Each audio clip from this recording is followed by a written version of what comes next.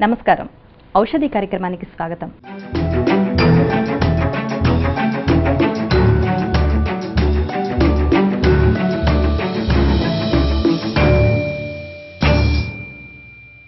మన శరీరంలోని వ్యర్థ పదార్థాలను, మలినాలను బయటకు పంపడానికి కిడ్నీలు ఎంతగానో ఉపయోగపడతాయి.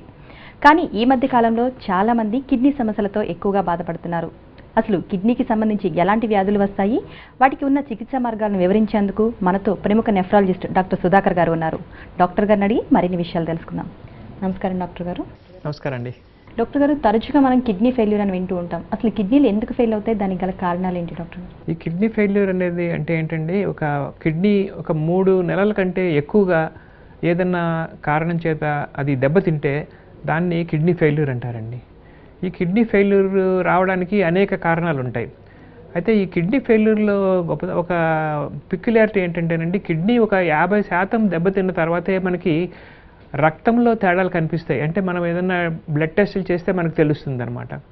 75% దెబ్బతిన్న తర్వాతే మనకి పేషెంట్కి వ్యాధి లక్షణాలు మొదలవుతాయి అన్నమాట. అందుకని కిడ్నీ ఫెయిల్యూర్ అనేది డయాగ్నోస్ చేయటం అనేది లేట్ స్టేజ్లోనే మనం డయాగ్నోస్ చేస్తున్నామండి.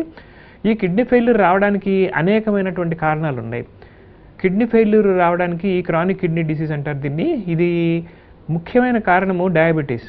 డయాబెటీస్ అంటే తెలుగులో దాన్ని మధుమేహ వ్యాధి అంటారు, షుగర్ వ్యాధి అంటారు అనమాట. 40% కారణం కిడ్నీ ఫెయిల్యూర్కి డయాబెటీస్ అండి. సెకండ్ మోస్ట్ ఇంపార్టెంట్ కాజు హై బ్లడ్ ప్రెషర్ అండి, రక్తపోటు అంటారు తెలుగులో. బ్లడ్ ప్రెషర్ అనేది సరిగ్గా కంట్రోల్ చేయకపోతే సుమారుగా 20-25% పేషెంట్స్కి కిడ్నీ ఫెయిల్యూరు ఇది రెస్పాన్సిబిలిటీ ఉంటుందండి. ఇంకా మిగతా ఏంటంటే క్రానిక్ గ్లోమరులర్ నెఫ్రైటిస్ అని 3వ రకమైనటువంటి వ్యాధి ఉంటుంది.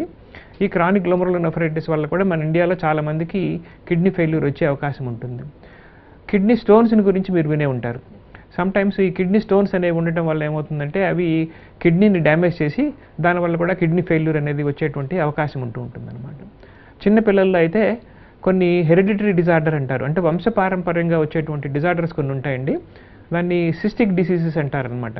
అంటే ఏంటంటే కిడ్నీలో చిన్న చిన్న నీరు బుడగలు లాగిట్టి రావటం వల్ల కిడ్నీలు దెబ్బతిని చిన్నపిల్లల్లో ఈ పాలిసిస్టిక్ కిడ్నీ డిసీజ్ వల్ల కిడ్నీ ఫెయిల్యూర్ వచ్చేటువంటి అవకాశం ఉంటుంది. ఇలాంటి సమస్యలు వస్తున్నప్పుడు జనరల్గా పేషెంట్స్లో ఎలాంటి లక్షణాలు కనిపిస్తాయి? నేను ఇందాక చెప్పినట్లండి, కిడ్నీ ఫెయిల్యూర్ అనేది 5 స్టేజ్ల్లో ఉంటుందండి. స్టేజ్ 1 అంటే అప్పుడే స్టార్ట్ అయిందనమాట. స్టేజ్ 5 అంటే లాస్ట్ స్టేజ్, దాని ఎండ్ స్టేజ్ రీనల్ డిసీజ్ అంటారనమాట. ఈ మొదటి 2 స్టేజ్ల్లో పేషెంట్స్కి ఏ విధమైనటువంటి సిమ్టమ్స్ ఉండకపోవచ్చండి. అందుకని ఏంటంటే ఈ మొదటి స్టేజ్ల్లో మనం కనుక్కోవాలి అంటే కొంతమంది డయాబెటీస్ ఉన్న వాళ్ళకి కానీ, బీపీ ఉండే వాళ్ళకి కానీ ముందు నుంచి మనము రెగ్యులర్గా ఆ కిడ్నీకి సంబంధించినటువంటి టెస్టులు చేయడం వల్ల మనం దాన్ని రికగ్నైజ్ చేయొచ్చండి. కొంచెం late stage, 3rd stage, 4th stage, 5th stage వచ్చేందుకు మాత్రము మనకి ఈ లక్షణాలు కనిపిస్తూ ఉంటాయి. ఈ స్టేజ్లో ఏమవుతుందంటే దీనికి బేసిక్గాను కిడ్నీ మన శరీరంలో తయారైనటువంటి మలినాల్ని, మన శరీరంలో తయారైనటువంటి వాటర్ని ఫిల్టర్ చేసి బయటికి పంపించేస్తూ ఉంటుంది, విసర్జిస్తూ ఉంటుంది. అది ముఖ్యమైనటువంటిది. కిడ్నీ ఫెయిల్యూర్లో వాటర్ అనేది, ఈ మలినాలు మన శరీరంలోంచి బయటికి పోకుండా మన శరీరంలోనే ఉండిపోతూ ఉంటాయి. సో దీనివల్ల మనకి లక్షణాలు అనేకంగా కనిపించవచ్చు. వాటర్ సరిగ్గా పోకపోవటం వల్ల ఏమవుతుందంటేనండి పేషెంట్స్కి కాళ్ళకి వాపు రావచ్చండి, ముఖంలో కూడా వాపు రావచ్చు. అలాగే చిన్నపిల్లల్లో పొద్దున్న లేవగానే కొంచెం ముఖం వాపు వచ్చిందంటే మనం ఏదైనా కిడ్నీ ప్రాబ్లం ఉందేమో అని రికగ్నైజ్ చేయాల్సి వస్తుందన్నమాట. అదేవిధంగా ఈ వాటర్ ఇంకా ఎక్కువైపోయి ఊపిరితిత్తుల్లో చేరిందనుకోండి, వీళ్ళకి నడుస్తుంటే ఆయాసం రావటము, రాత్రిపూట నిద్ర పట్టక ఆయాసంతో లేచిపోవటము, ఇట్లాంటివన్నీ జరుగుతూ ఉంటాయి అన్నమాట. అది కాకుండా ఈ మలిన పదార్థాలు మన శరీరంలో క్రియాటిన్, యూరియా అనేటువంటి అనేక రకమైనటువంటి మలిన పదార్థాలు ఉండిపోతాయి. ఇవి ఉండిపోవటం వల్ల ఏమవుతుందంటే వాళ్ళకి ఆకలి సరిగ్గా ఉండదు. సో రోజు బాగా భోంచేసే అబ్బాయి, భోంచేసే మనిషి భోజనం తగ్గించేస్తాడనమాట. అసలు నాకు ఆకలి వేయడం లేదు, నేను తినడం లేదంటారు. తినకపోవటం వల్ల ఏమవుతుందంటే వాళ్ళకి శరీరంలో బరువు తగ్గిపోవటము, సన్నబడిపోవటము ఇట్లాంటివన్నీ వస్తూ ఉంటాయి. రుచి తగ్గిపోతూ ఉంటుందన్నమాట. అలాగా ఈ మలిన పదార్థాల వల్ల అనేకమైనటువంటి చెడు సిమ్టమ్స్ అన్నీ వాళ్ళకి కనిపించవచ్చు. అదేవిధంగా కిడ్నీ ఫెయిల్యూర్ రావటం వల్ల కొంతమందికి ఏమవుతుందంటే అండి బోన్స్ సరిగా పనిచేయవు, బోన్స్ అన్నీ ఎముకలన్నీ వీక్గా అయిపోతాయి అన్నమాట. సో అందుకని బోనీ పెయిన్స్ రావచ్చు.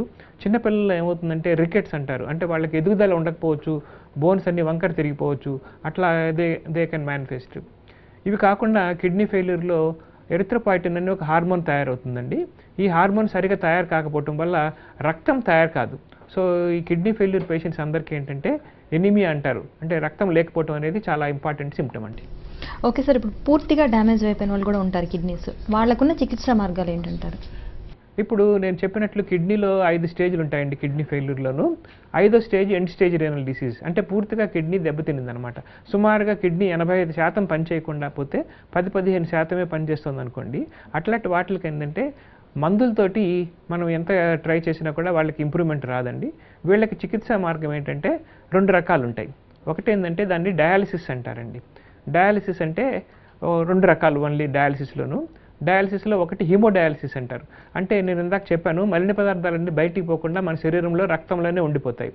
అట్లాంటప్పుడు ఏం చేస్తామంటే మలినమైనటువంటి రక్తాన్ని తీసి ఒక చిన్న ఆర్టిఫిషియల్ కిడ్నీ ఉంటుంది, ఆ ఆర్టిఫిషియల్ కిడ్నీ ద్వారా మలినమైన రక్తాన్ని పంపిస్తారు. ఈ ఆర్టిఫిషియల్ కిడ్నీ మలినాల్ని శరీరంలో ఎక్స్ట్రా వాటర్ని ఫిల్టర్ చేసేసి పేషెంట్కి రోగికి స్వస్థత చేకూరుస్తుంది. దీన్ని హీమోడయాలిసిస్ అంటారు. అయితే ఈ హీమోడయాలిసిస్ అనేది ఒక మిషన్ ద్వారా చేయడం అనేది అవసరం. సో మామూలుగా 4 గంటలు జరుగుతుందండి ఈ ప్రక్రియ అనేది, వారానికి 3 సార్లు చేయించుకుంటూ ఉండాలి. అయితే ఇది కాకుండా వేరే హోమ్ డయాలిసిస్ అని ఇంకొక రకమైనటువంటి డయాలిసిస్ ఉంటుందన్నమాట. ఈ హోమ్ డయాలిసిస్లో ఒక చిన్న రబ్బర్ ట్యూబ్ లాంటిది పొట్టలోకి వేసి వదిలేస్తాం. మందు సొల్యూషన్ ఉంటుంది, అది పొట్టలోకి ఎక్కించుకుంటే అది కిడ్నీని శుభ్రపరుస్తుంది అనమాట. శుభ్రపరిచిన తర్వాత ఆ మలినాలన్నీ ఆ సొల్యూషన్లోకి వస్తే ఆ సొల్యూషన్ తీసేస్తూ ఉంటాం. దీన్ని హోమ్ డయాలిసిస్ అంటారు. ఈ విధంగా 2 రకాల డయాలిసిస్లు మనకి అవైలబిలిటీ ఉన్నాయి. ఇది కాకపోతే ట్రాన్స్ప్లాంటేషన్ అంటారు. ఎవరైనా కానీ ఆ పేషెంట్కి దగ్గర ఉండేటువంటి రిలేటివ్స్ కానీ లేకపోతే ఏదైనా ఇంకెవరైనా కానీ కిడ్నీ ఇస్తే ఆ కిడ్నీని తీసి ఆ పేషెంట్కి అమరిస్తే ఆ పేషెంట్కి స్వస్థత చేకూరుతుందన్నమాట. సో ఈ విధంగా 3 రకాల మార్గాలు ఉంటాయండి. ఓకే సార్, ఇలా డయాలసిస్ చేసిన తర్వాత జనరల్గా వాళ్ళలో ఎలాంటి సమస్యలు ఎదురవుతుంటాయి, దానికి తీసుకోవాల్సిన జాగ్రత్తలు ఏంటి? అంటే ఈ డయాలసిస్ చేసేటప్పుడు వాళ్ళు తప్పకుండా కొన్ని జాగ్రత్తలు పాటించాల్సి వస్తుందండి. ఈ కిడ్నీ రోగులకి మనము సాల్ట్ ఎక్కువ తీసుకుంటే ఏమవుతుందంటే శరీరంలో నీరు ఉండిపోయే అవకాశం ఉంటుంది. శరీరంలో నీరు ఉండిపోవటం వల్ల ఏమవుతుందంటే వీళ్ళకి ఆయాసం వచ్చి రక్తము దగ్గులో రావటం ఇట్లాంటివన్నీ కూడా జరుగుతూ ఉండొచ్చు అనమాట. అందుకని ముఖ్యమైనటువంటి జాగ్రత్త వాళ్ళు తీసుకోవాల్సింది ఏంటంటే ఆహారంలో సాల్ట్, ఉప్పు తగ్గించడం అనేది. నార్మల్గా మనం అందరము 10 గ్రాములు తీసుకుంటామండి. సౌత్ ఇండియన్స్ అంతా మనము 10 గ్రాములు సాల్ట్ వేసుకుంటాం అనుకోండి రోజుకి. వీళ్ళకి 3 గ్రాముల కంటే సాల్ట్ ఎక్కువ తీసుకోకూడదు. రెండోది ఏంటంటేనండి ఎక్కువ మంచినీళ్ళు తాగితే ఏమవుతుందంటే వీళ్ళ కిడ్నీలు పనిచేయటం లేదు కనుక ఆ తాగినటువంటి మంచినీళ్ళు మూత్రం ద్వారా బయటికి పోకుండా శరీరంలోనే ఉండిపోతుంది. ఈ శరీరంలో ఉండిపోయి ఊపిరితిత్తుల్లో చేరితే ఏమవుతుందంటే వాళ్ళకి మళ్ళీ ఆయాసం వస్తూ ఉంటుందన్నమాట. అట్లాంటప్పుడు వాళ్ళకి ఎమర్జెన్సీ డయాలసిస్ అది అవసరం పడుతూ ఉంటుంది. సో అందుకని మేము మా పేషెంట్స్ అందరికీ ఏం చెప్తామంటే మంచినీళ్ళు ఎక్కువ తాగకూడదు, 1 లీటర్ కంటే ఎక్కువ తాగకూడదు అనేది రెండో ముఖ్యమైనదండి. తర్వాత ఈ కిడ్నీ ఫెయిల్యూర్ పేషెంట్స్కి పొటాషియం అనేది ఒక లవణం, అది శరీరంలో ఎక్కువ అయిపోయే అవకాశం ఉంటుంది. ఈ ఎక్కువ అయిపోతే ఏమవుతుందంటే దాని ఎఫెక్ట్ హార్ట్ మీద పడటం వల్ల హార్ట్లో ఒకసారి ఆగిపోవటము, హార్ట్ మీద రిథమ్ డిస్టర్బెన్సెస్ ఇట్లాంటివన్నీ రావచ్చు. సో అందుకని ఆహారంలో పొటాషియం ఎక్కువ ఉండేటువంటి ఆహార పదార్థాలు అంటే ఏదన్నా పండ్లు కానీ, పండ్ల రసం కానీ, కొబ్బరి నీళ్ళు కానీ ఇలాంటి వాటిల్లో పొటాషియం ఎక్కువ ఉంటుంది. ఇవన్నీ తక్కువ తీసుకోవాలని మేము చెప్తూ ఉంటాం. ఇంకోటి ఏంటంటే డయాలసిస్ అనేది వారానికి 3 సార్లు రెగ్యులర్గా చేసుకోవాల్సిందండి. ఏదైనా కారణం చేత డయాలసిస్ చేసుకోకుండా ఆపేశారనుకోండి ఆ పేషెంట్కి మళ్ళీ ఆయాసం వచ్చి ప్రాణాంతకమైనటువంటి అపాయం వచ్చేటువంటి అవకాశం ఉంటుంది. అందుకని అనేది రెగ్యులర్గా డయాలసిస్ వారానికి 3 సార్లు వచ్చి చేసుకుంటే ఈ పేషెంట్కి మంచి కుశలత ఉంటుంది, వాళ్ళకి స్వస్థత బాగుంటుందండి. ఓకే సార్, ఈ రోజుల్లో పెద్దవాళ్ళకే కాకుండా చిన్నపిల్లల్లో కూడా ఈ కిడ్నీ సమస్యలు చూస్తూ ఉంటున్నాం. వాళ్ళకి ప్రత్యేకంగా ఏమైనా చికిత్సా మార్గాలు ఉన్నాయా? చిన్నపిల్లలకి చికిత్సా మార్గాలు అంటే పెద్దవాళ్ళలాగే ఉంటుందండి. అయితే ఏంటంటే ఈ హీమోడయాలసిస్ అనేది చిన్నపిల్లల్లో చేయడం అనేది చాలా కష్టం అనమాట. అంటే ఒక చిన్న పిల్లవాడు ఉన్నాడు అనుకోండి, 1 సంవత్సరమైన వయసు ఉండేటువంటి చిన్న పిల్లవాడిలోనూ మనం హీమోడయాలసిస్ చేయాలంటే హీమోడయాలసిస్కి రక్తం బయటకు తీసేందుకు ఫిస్టులా అనే ఒక చిన్న ఆపరేషన్ చేయాల్సి వస్తుందండి. వీళ్ళ రక్తనాళాలు చాలా సన్నగా ఉంటాయన్నమాట. అందుకని ఫిస్టులా చేయడం అనేది చాలా కష్టం అనమాట. అందుకని ఏంటంటే చిన్నపిల్లల్లో మనము హీమోడయాలసిస్ అనేది చాలా తక్కువగా వాడుతూ ఉంటాము. చిన్నపిల్లల్లో మనం peritoneal dialysis or home dialysis అనేది ఎక్కువగా ఉపయోగిస్తూ ఉంటామండి. రెండోది ఏంటంటే కిడ్నీ ట్రాన్స్ప్లాంటేషన్ అనేది కూడా చిన్నపిల్లల్లో కొంచెం కష్టం అవుతుంది. అందుకని మామూలుగా ఏం చేస్తామంటే కొంచెం చిన్న పిల్లవాడు పెద్దవాడయ్యి ఒక 4-5 సంవత్సరాలు వచ్చేదాకా వీలైతే peritoneal dialysis or home dialysis చేసి ఆ బాలుడు ఒక 4-5 సంవత్సరాలు వచ్చిన తర్వాత కిడ్నీ ట్రాన్స్ప్లాంటేషన్ కానీ చేయగలిగితే మనకి చాలా బాగుంటుందండి. కిడ్నీ ట్రాన్స్ప్లాంటేషన్ అనేది కూడా ఈ చిన్నపిల్లల్లో కొంచెం కష్టం అవుతుందన్నమాట. ఎందుకంటే కిడ్నీ పెద్ద సైజు ఉంటుంది. ఎప్పుడైనా కిడ్నీ వాళ్ళ తల్లి వాళ్ళ తండ్రి గారు డొనేట్ చేశారనుకోండి, ఆ పెద్ద సైజు కిడ్నీ చిన్న పిల్లల్లో పెడితే పొట్టలో అంతా నిండిపోయే అవకాశం ఉంటుంది. అందుకని సమ్టైమ్స్ ఏం చేస్తారంటే ఆ కిడ్నీని సగం కింద చేసి దాన్ని పెట్టేటువంటి అవకాశం ఉంటుందన్నమాట. సో చిన్నపిల్లల్లో కొంచెము ప్రాబ్లమ్స్ ఎక్కువే ఉంటాయి.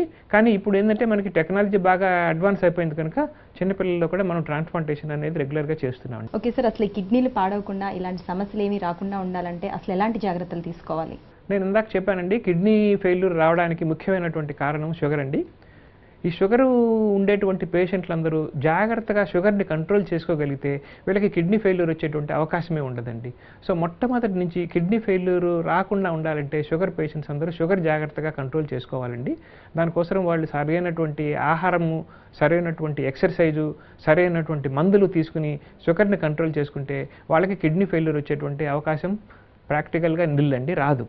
అదేవిధంగా బ్లడ్ ప్రెషర్ అనేది సరిగా మనం కంట్రోల్ చేసుకోగలిగితే, రక్తపోటు కంట్రోల్ చేసుకోగలిగితే, రక్తపోటు ఉండేటువంటి పేషెంట్స్కి 20 సంవత్సరాలు 15-20 సంవత్సరాల తర్వాత కిడ్నీ ఫెయిల్యూర్ వచ్చేటువంటి అవకాశం ఉంటుంది.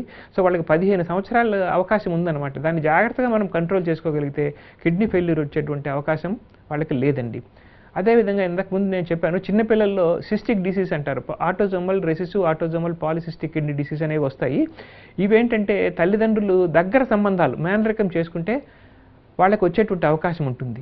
సో అందుకని ఏంటంటే దగ్గర సంబంధాలను మనం అవాయిడ్ చేయగలిగితే ఈ పాలిసిస్టిక్ కిడ్నీ డిసీజ్ అనేది మనం రాకుండా చూసుకోవచ్చు అనమాట.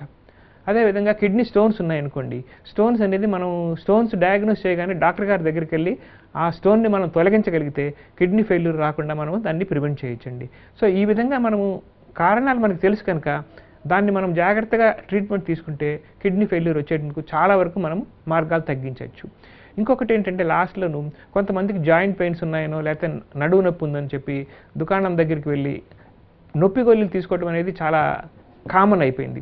సో ఈ నొప్పి గోళీలు ఎక్కువ తీసుకోవడం వల్ల దాని ఎఫెక్ట్ కూడా కిడ్నీ మీద పడి కిడ్నీ ఫెయిల్యూర్ వచ్చేటువంటి అవకాశం ఉంది. సో అందుకని నా అడ్వైస్ ఏంటంటే ఊరకనే అవసరం లేకుండా డాక్టర్ సలహా లేకుండా ఈ పెయిన్ కిల్లర్స్ ట్యాబ్లెట్స్ అనేది వేసుకోవటం తగ్గించాలని నా అడ్వైస్ అండి. ఓకే సార్, కిడ్నీకి సంబంధించి ఎలాంటి వ్యాధులు వస్తాయి, వాటికి గల చికిత్సా మార్గాలు చాలా చక్కగా వివరించారు సార్. Thank you sir. నమస్కారం అండి.